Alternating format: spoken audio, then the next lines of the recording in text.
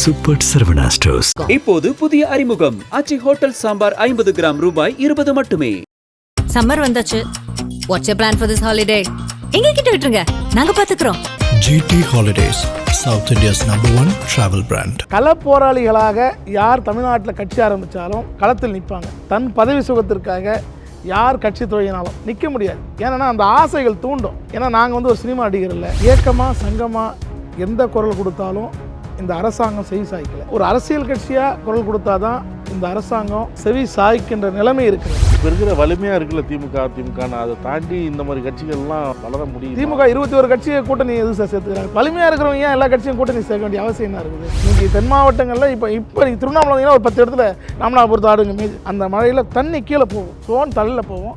அந்த கூடாரத்தை கவுத்துக்குன்னு தான் உட்காந்து அந்த 10 நாள் உணவு பார்த்தீங்கன்னா அதிகபட்சமாக கூழ் தான். இன்னைக்கு வரைக்கும் இந்த சமுதாயத்தில் அப்படி ஒரு அவலமான சூழல் இருக்குது. 5 ஆண்டு காலம் ஆட்சியே முடியும். மர்ம விலங்குன்ற பேரில் இன்னைக்கு வரைக்கும் கேள்விக்குறியாக இருக்குது. ஏன்னா பட்டியல் அடைக்கும் அது இன்னைக்கு வரைக்கும் எங்களுக்கே அதாவது பார்த்தீங்கன்னா பட்டியல் அடைச்சி வைப்போம். நைட்டில் எந்த விலங்கு கிடைக்குதுன்னே தெரியாது. அதான் சொன்னால காலையில் இருந்து பார்த்தா 30 ஆடு 40 ஆடு செத்து இருக்கும்.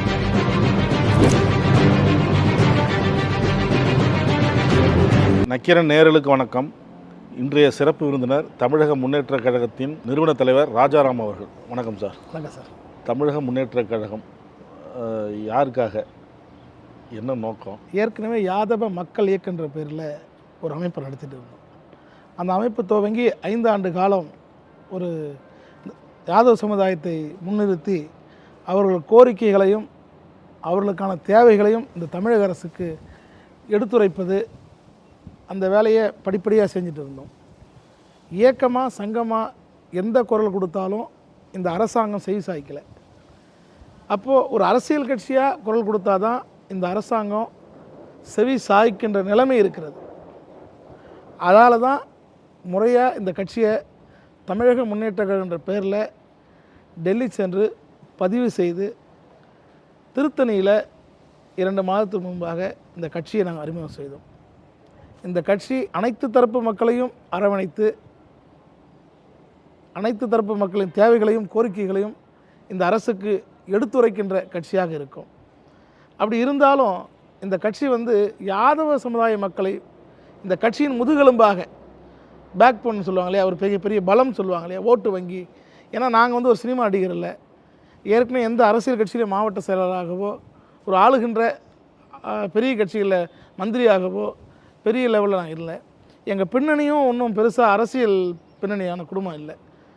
இது முதல் தலைமுறை. எங்கள் அரசியல் தலைமுறை நாங்கள் தான் முதல் தலைமுறையாக இந்த சமுதாயத்திற்கு முதல் தலைமுறையாக தான் இந்த அரசியலுக்கு நாங்கள் வந்திருக்கிறோம். யாதவ சமுதாயத்தின் கோரிக்கைகளையும் யாதவ சமுதாயம் போல் இருக்கின்ற மற்ற சமுதாய மக்களின் கோரிக்கைகளையும் அவர்கள் தேவைகளை பெற்றுத்தருவதற்கான இந்த கட்சியை நாங்கள் துவங்கியிருக்கோம். பேசும்போது சொன்னீங்க தமிழக மக்கள் எல்லாத்துக்கும் தான் இந்த கட்சி, அப்படி இருந்தாலும் பேக் போனாக இருக்கிறது யாதவ மக்கள்.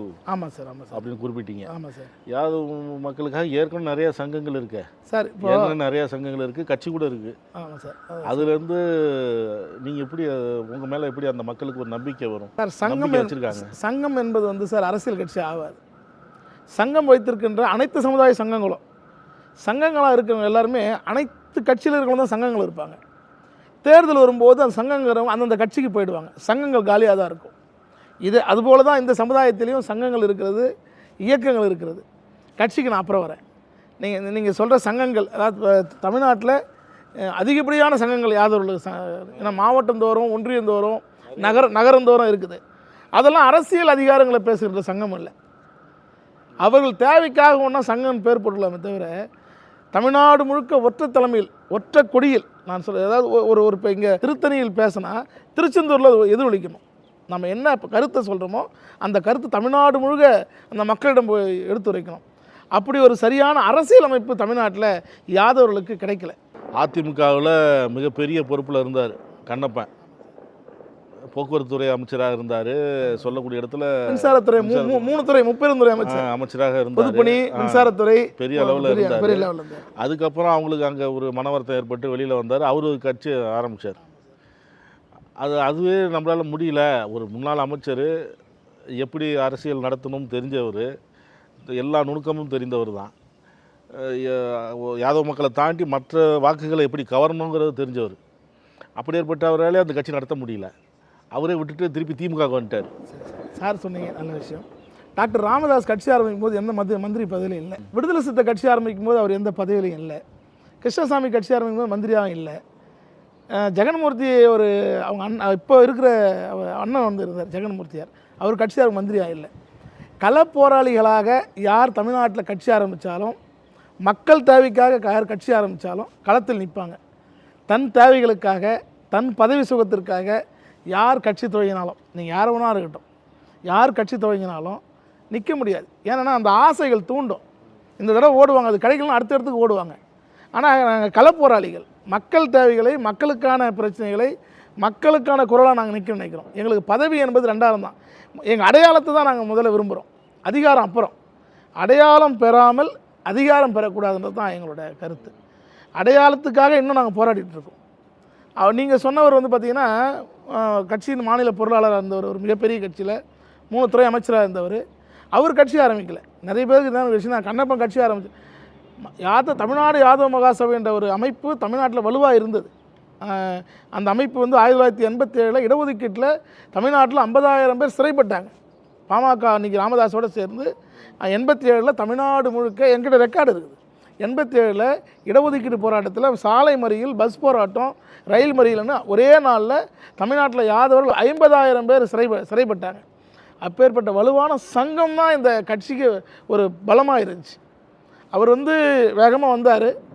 நான் இன்றைக்கும் பெருமையாக சொல்லுவேன், தமிழ்நாட்டில் அப்படி ஒரு மிகப்பெரிய ஒரு கூட்டத்தை இன்றைக்கி வரைக்கும் எந்த கட்சியும் கூட்ட முடியல. ஒரு மிகப்பெரிய கூட்டம் கூட்டினார். இன்றைக்கி ஒவ்வொரு சாதியிலும் பல கட்சிகள், பல அமைப்புகள் இருக்குது. ஆனால் கண்ணப்பன் வரும்போது யாதவர்கள் ஒரே கட்சி, ஒரே அமைப்பு, ஒரே தலைமையில் இருந்துச்சு.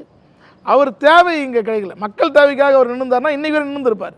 இன்றைக்கி விடுதலை சிறுத்தைகள் பல தோல்வியை பார்த்துருக்குது, பாட்டாளி மக்கள் கட்சி பல தோல்வியை பார்த்துருக்குது, கிருஷ்ணசாமி பல தோல்வியை பார்த்துருக்கிறாரு, ஜெகன்மூர்த்தி பல தோல்வியை பார்த்துருக்கிறாரு, இன்னும் பல்வேறு தலைவர்கள் பல தோல்வியை பார்த்துருக்காங்க.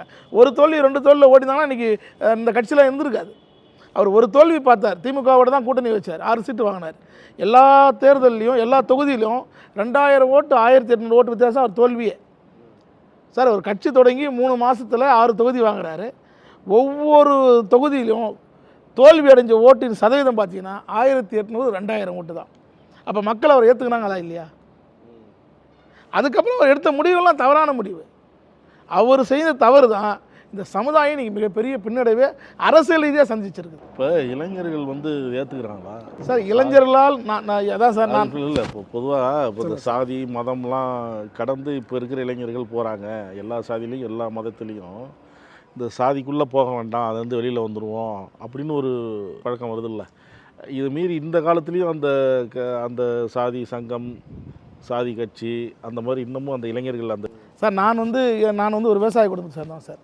எங்கள் தாத்தா ஆடு மாடு தான் வச்சுருந்தார். எங்கள் அப்பாவும் விவசாயம் தான் பண்ணியிருந்தார். அடுத்த தலைமுறை வரும்போது எங்கள் அப்பா வந்து புகைப்பட கலைஞராக தான் வெளியே வந்தார். நான் ஒரு பேஸில் புகைப்பட கலைஞர். நான் வந்து 14 வயசுலேருந்து ஃபோட்டோகிராஃபராக இருக்கிறேன். பல்வேறு இடத்துங்கள் போகும்போது பார்த்திங்கன்னா ஒவ்வொரு கட்சியிலையும் ஒவ்வொரு சாதி அமைப்புகளும் தன் கொடியை பிடிச்சிக்கிட்டு, நான் இந்த அரசியல் வந்து மிகப்பெரிய காரணம் அதான். அந்த ஒரு 100 பேரை கொடியை பிடிச்சிட்டு அந்த சத்தத்தோடு போகும்போது அப்போ நமக்கான ஒரு உணர்வு யார் வெளியே தான் தூண்டுறாங்க. இப்போ நான் 10வது படித்தேன் சார். எனக்கு +1 போய் கேட்கும்போது நான் பிசின்றதால எனக்கு அந்த ஒரு கோர்ஸ் கிடைக்கல, நான் குறைஞ்ச மார்க் எடுத்தேன். இப்போ எனக்கு சாதியால் தான் நான் அடிபட்டேன். அப்போ நான் எம்பிசியாக கிடைச்சுன்னா நான் எனக்கு அந்த கம்ப்யூட்டர் சயின்ஸ் கோர்ஸ் கிடச்சிருக்கும். நான் 275 மார்க் தான் எடுத்தேன். நீங்கள் 310 மார்க் எடுத்துருக்கணும், அப்போ தான் உனக்கு வந்து அந்த கோர்ஸ் கிடைக்குன்னு சொல்லிட்டாங்க. அப்போ என்னோடய பாதிப்பு சாதியால் தானே பாதிச்சிருக்கிறேன். அப்போ சாதி இல்லைன்னு எப்படி நீங்கள் சொல்லுவீங்க? எனக்கு தெரியல. இப்போ இருக்கிற வலிமையாக இருக்குல்ல திமுகன்னு, அதை தாண்டி இந்த மாதிரி கட்சிகள்லாம் வளர முடியும். திமுக 21 கட்சியை கூட்டணி எது சார் சேர்த்துக்கிறாங்க? திமுக அனைத்து வலிமையாக இருக்கிறாங்க. வலிமையாக இருக்கிறவங்க ஏன் எல்லா கட்சியும் கூட்டணி சேர்க்க வேண்டிய அவசியம் என்ன இருக்குது? இப்போ இந்த எலெக்ஷனுக்கு, வரக்கூடிய எலெக்ஷனுக்கு பேச்சுவார்த்தை நடத்துனீங்களா? அதாவது சார், நாங்கள் அதை ஏற்கனவே ஈரோடு இடைத்தேர்தலில் வந்து அதிமுகவுக்கு ஆதரவு கொடுத்தோம். இவர் இளங்கோவன் காங்கிரஸ் அவர் நிற்கிற போது நாங்கள் இவருக்கு ஈரோடு இடைத்தேர்தலில் அதிமுக 2ஆம் கட்ட தலைவர்கள் எங்களை கேட்டதுக்கு வந்து நாங்கள் போய் யாதவ மக்கள் இயக்கமாக இருந்தோம், ஆதரவு கொடுத்தோம்.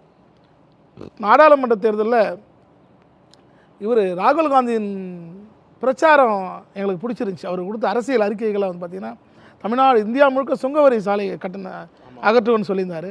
சாதிவாரி கணக்கெடுப்பு நடத்தி விகிதாச்சார அடிப்படையில் இடஒதுக்கீடு வழங்கப்படும் சொல்லியிருந்தார்.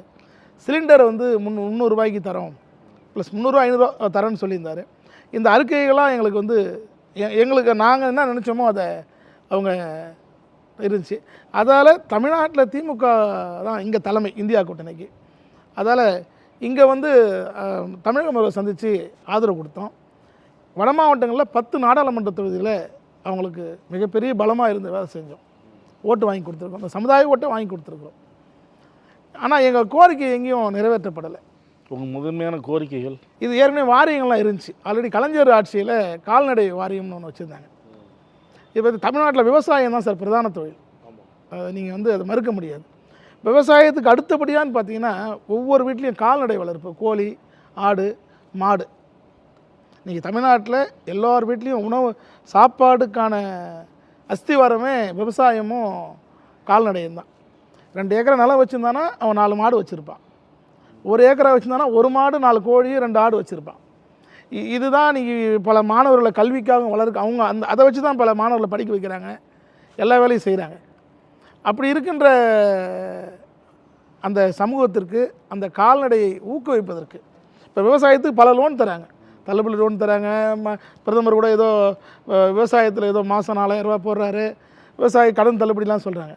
ஆனால் கால்நடையை வளர்ப்பது இப்போ எல்லாருமே படித்து வேலைக்கு போயிடுறதில்ல. இன்றைக்கி தமிழ்நாட்டில் எல்லாருமே இன்றைக்கி 10வது படித்து நின்றவங்கிறாங்க, 8வது படித்து நின்றவங்க இருக்கிறாங்க, +2 படித்து நின்றவங்க இருக்கிறாங்க. அப்போ அவங்க அடுத்ததாக பார்க்குறது விவசாயமும் கால்நடையும் தான் பார்க்குறாங்க. அப்போ இந்த கால்நடைக்கு ஒரு மானிய லோனு, இப்போ நோயுற்ற காலங்கள் வருது, கால்நடைக்கெலாம் நோயுற்ற காலம் நிறைய கால்நடைகள் வந்து காலமாகிடுது. இதுக்கான ஊக்கத்தொகை இதெல்லாம் அந்த கால்நடைகளுக்கு எதுவுமே கிடைப்பதில்லை. அதை தாண்டி சார் எங்கள் சமூகத்தில் பெரும்பான்மையாக யாதவர் சமூகத்தில் ஆடு மாடு வளர்ப்பது முக்கியமான தொழில். அதுதான் எங்களோட குலத்தொழில், எங்களுக்கு உணவு எல்லாமே எங்களுக்கு அதான்.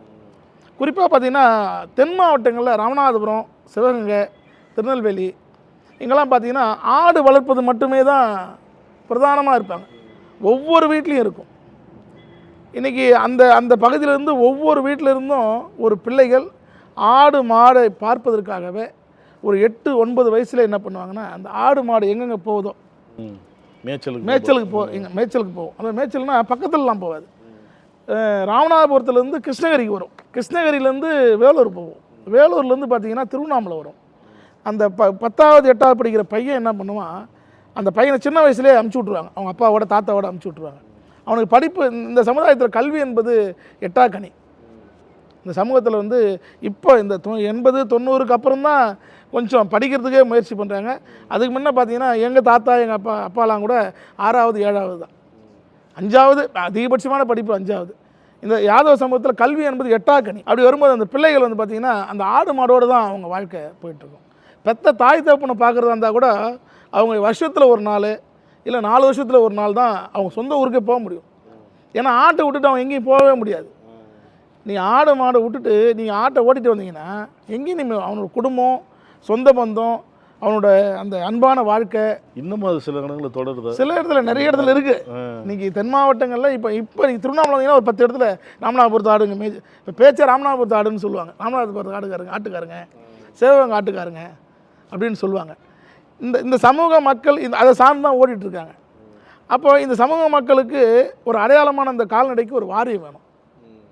இப்போ நீங்கள் மழைலாம் பெஞ்சுன்னா பார்த்தீங்கன்னா நீங்கள் ஒரு ஆட்டு கூடாரம் நீங்கள் பார்த்துருப்பீங்களா இல்லைன்னு தெரில, நீங்கள் பார்க்குறதுக்கு வாய்ப்பு கம்மியாக கூட இருந்திருக்கலாம், பார்த்துருக்கேன். அந்த ஆட்டு கூடாரமாக ஒன்று இருக்கும். கடும் மழை 10 நாள் 15 நாள்லாம் நம்ம தமிழ்நாட்டில் மழை பெய்யும், 1 மாதம் கூட பெஞ்சிருக்குது. அந்த மழையில் அவனுக்கு கல்வினா என்னன்னு தெரியாது, கல்வி கிடைக்காத ஒரு காரணமும் நான் தெளிவாக சொல்வேன். அந்த மழையில் தண்ணி கீழே போகும், சோன் தள்ளில் போகும், அந்த கூடாரத்தை கவுத்துக்குன்னு தான் உட்காந்துட்ருப்பான். அந்த 10 நாள் அவன் உணவு பார்த்தீங்கன்னா அதிகபட்சமாக கூழ் தான். இது மாதிரி இருக்கும் அந்த ஒகேனக்கல் அந்த படகு அந்த அதே என்னது பரிசல் மாதிரி இருக்கும். பரிசல் இது கூடாரம், அது பரிசல் கொஞ்சம் பெருசாக இருக்கும், இது பரிசல் கூடாரம். இந்த கூடாரத்தை கவுத்துட்டு தான் உட்காந்துட்டு இருப்பான். அவனுக்கு அங்கே போய் சாப்பாடுலாம் செஞ்சு சாப்பிட முடியாது. அந்த கூழை என்ன பண்ணுவாங்க, ஒரு வாரத்துக்கு அந்த இது மக்கன்னுவாங்க, அது பேர் எனக்கு ஞாபகம் வரல, தூக்குவாளின்னுவாங்க. அதில் தூக்குவாளியில் எடுத்து போனோன்னா 10 நாள் 5 நாளைக்கெலாம் அந்த கூழை கரைச்சி அந்த கடும் மழையிலையும் குளிர்லையும் இந்த மக்கள் அந்த கூழை தான் குடிச்சிட்டு இன்றைக்கி வரைக்கும் அந்த சூழல் இருக்குது. இன்றைக்கி வரைக்கும் இந்த சமுதாயத்தில் அப்படி ஒரு அவலமான சூழல் இருக்குது. காரணம்னு பார்த்திங்கன்னா கல்வி அவங்களுக்கு கிடைக்கல. சரி, அவங்க செய்கிற இந்த தொழிலுக்கான அங்கீகாரமும் கிடைக்கல. அப்படி தான் திமுக அரசு வந்து வாரியம் அமைக்கிறோம். என்கிட்ட நிறைய பேர் காலமாகிடுவாங்க. நிறைய பேர் அந்த பாம்பு கடிச்சு அந்த நோய் விட்டு அங்கே வந்து வியாதி வந்துடும், ஒரு மாதிரியான நிமோனியா நோய் வந்துடும். அந்த மழையில் இருக்கிறவங்களுக்கு ஆடுலாம் பார்த்திங்கன்னா மழை காலங்களில் ஒரு 100 ஆடுக்குனா பட்டு ஒரு 30 ஆடு 40 ஆடு செத்துடும். அது என்ன வியாதினே கண்டுபிடிக்க முடியாது. ஏன்னா மலையில் ஓட்டு வச்சுட்டு இருப்பான், ஆட்டை கொண்டு போய் ஒரு காட்டில் வச்சுட்டு இருப்பான். அங்கே டாக்டர் அவனுக்கு தெரியாது, அவனுக்கு என்னன்னே தெரியாது. காலையில் இருந்து பார்த்தோன்னா ஆடு மொத்தம் செத்து போயிருக்கும். அதை எடுத்து அந்த ஆட்டை எடுத்து ஓரம் போட்டு மற்ற ஆட்டை ஓட்டுன்னு வந்து நின்றுடுவான்.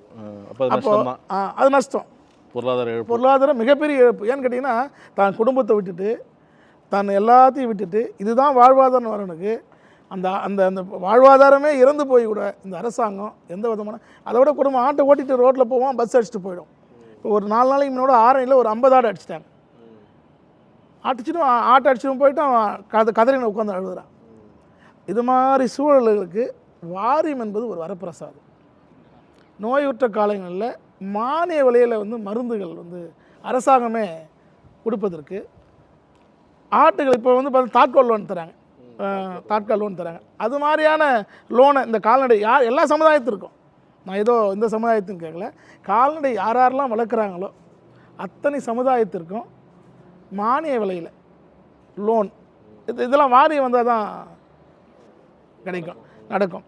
இந்த ஆக்சிடெண்ட் ஆகி இருந்துக்கிற ஆடுகளுக்கு இழப்பீடு தொகை, அவன் அந்த அந்த இந்த சமுதாயத்தில் இந்த ஏழ்மையான நிலையில் இருக்கிறவங்களுக்கு திருமண உதவித்தொகை, கல்வி தொகை, இது மாதிரியான வாரியத்தில் பல உதவியான ஸ்கீம் இருக்குது. அது கிடைக்க தான் இந்த வாரியம் அமைக்க சொல்லி போராடுறோம். அமைக்கிறோன்னு சொன்னவங்க இது வரைக்கும் அந்த வாரியத்தை அமைக்கலை. 5 ஆண்டு காலம் ஆட்சியே முடிய போகுது. நாங்கள் தொடர்ச்சியாக சட்டமன்றத்தில் போய் நேரடியாக மனு கொடுத்து பார்த்துட்டோம், குரல் கொடுத்து பார்த்துட்டோம். தொழில் ரீதியாக செய்யும்போது இன்சூரன்ஸ் அந்த மாதிரிலாம் எதுவும் கிடையாது. இல்லைங்க, அது வராது. இது தனிப்பட்ட தொழில் தானே. வாரியம் அமைக்கணும்னு சார் கலைஞர் ஆட்சியில் வாரியம் இருந்துச்சு சார். அதுக்கப்புறம் 10 ஆண்டு 15 ஆண்டு காலம் அதிமுக ஆட்சி. இப்படிங்களா இல்லையா? அவங்க வாரியம் எந்த வாரியமும் அமைக்கலை. இவங்க வந்து இப்போ 2021 தேர்தல் அறிக்கையில் திமுக ஆட்சி அமைந்தவுடன் கால்நடை வாரியம் அமைப்போன்னு சொல்லி அறிக்கை கொடுத்தாங்க. இந்த 5 ஆண்டு காலம் பல்வேறு போராட்டங்கள் வாரியம் அமைக்க சொல்லி நாங்களும் போராடி பார்த்துட்டோம். 2021 சட்டமன்ற தேர்தல் முதல் கூட்டத்தொடரில் மாதவரம் சுதர்சன் சட்டமன்ற எம்எல்ஏ இருக்கார். அவர் மூலயமா சட்டமன்றத்தில் வந்து கேள்வி எழுப்பினார்.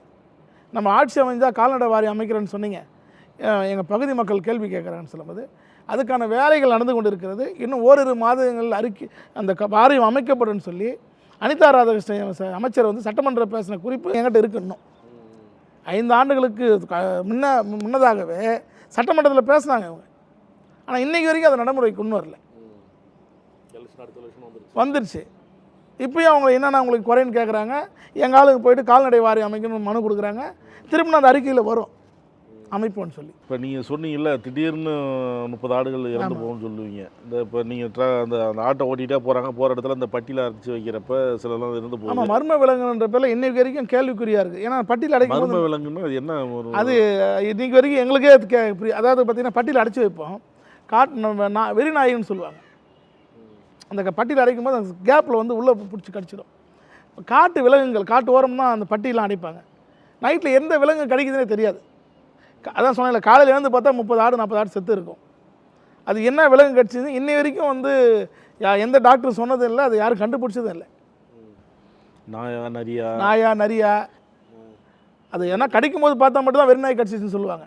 மற்ற நேரத்தில் நைட்டில் அந்த ஆடுகள்லாம் ஏன் கடிப்பட்டு இறந்துச்சுன்னு தெரியாது.